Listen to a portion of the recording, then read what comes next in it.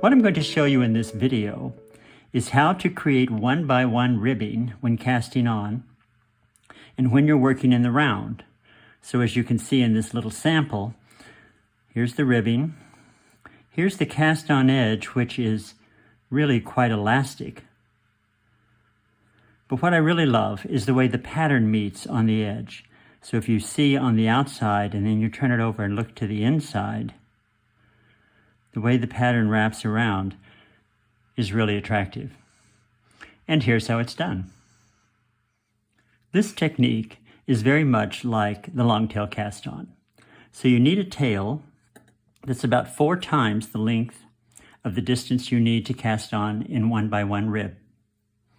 And what you want to do is to take the tail over your thumb, the working yarn over your index finger, and hold both yarns with your other 3 fingers.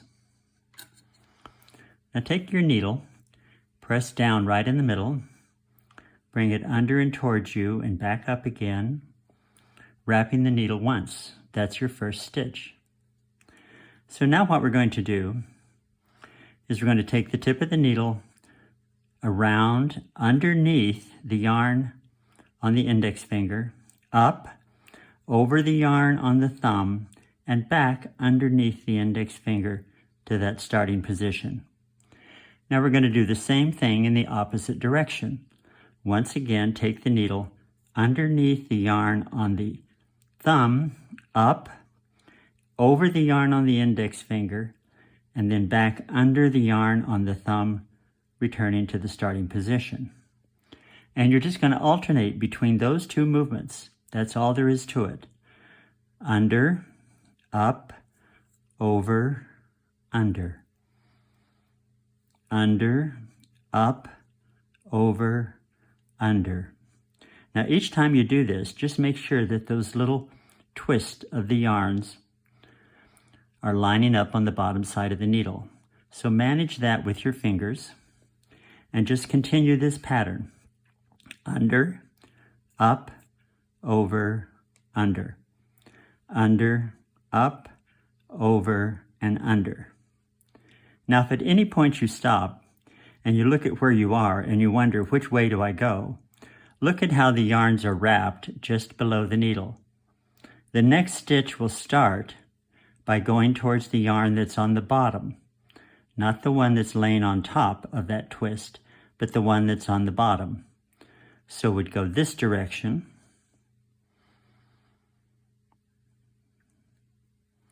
and then this direction.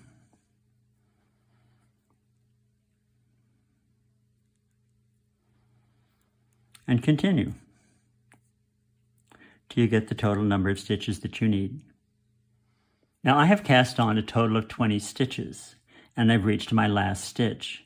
So since that last stitch is not tied or secured, you see it's loose, what you need to do is to take the tail, hold it against the shaft of the needle so that that yarn is wrapping the other one and it's secured. Now you can turn your work. The next step is to work 2 setup rows, and each one is very much the same. So what you'll do first is you're going to knit into the back of the first stitch.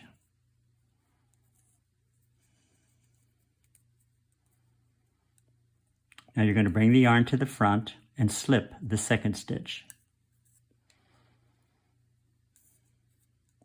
Now knit into the back of the next.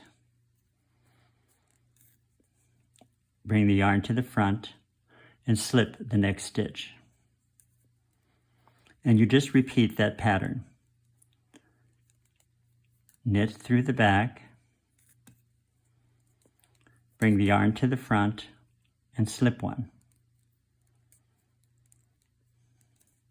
And continue that till the end of the row. Now here I am at the last 2 stitches in the row. So what I'm going to do is I'm going to knit through the back of the first stitch,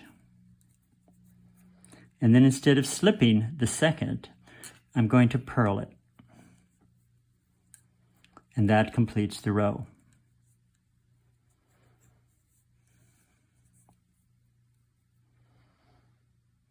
Now before moving to joining in the round, what we're going to do is work one more setup row. And it's very much like the one you just did. So once again, you're going to start by knitting through the back of the first stitch, slipping the second stitch, through the back of the third stitch, slipping the fourth stitch, and continuing in that same repeat. Knit through the back and slip.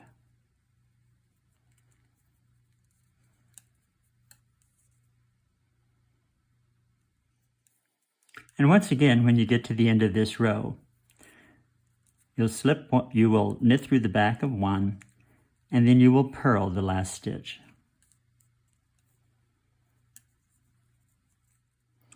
Now, as you can see, I've got everything set up on double point needles for my little swatch. And one of the things I like about this is it's easy to keep everything nice and straight. No concern about stitches being twisted on the needles. And when I join in the round, I don't do anything special. I just begin to knit in one by one rib and continue. Now, I'll show you what happens after you've done your work and you've come back and looked at these two setup rows, and I'll show you how they're joined. So now let's pretend you finished your work, and you're going to come back and look at your cast on. And here you can see your ribbing cast on, and you can see the two setup rows, and they've created a little gap. So how do we close that? It's really very simple. So just take a piece of the tail, thread that in a needle, and what you want to look for is the stitch right here, and you want to find the little corner that's on the opposite side from the tail. And I see that right here. There's that stitch. And you just slip underneath it and pull the yarn through. Now turn around to the inside and look at the inside. What you want to do now is you want to find the first edge stitch along the two edges. And there's your two edges, here and here. So slip the tip of your needle underneath these two stitches, like that, and pull it through. And when you tighten that up, the gap is closed. As simple as that. So then just take your yarn, your little tail, work it in on the wrong side, and you're done. So that's how you can work one by one ribbing for the cast on. That's very elastic, gives you a nice beautiful edge to your knitting. And I hope you've enjoyed this video. Now I'd like to show you a few samples from my collection. And I do hope you'll visit my website, jamescoxknits.com. And while there, please sign up for my newsletter, James Knit Notes. Every issue includes a knitting tip. Thanks.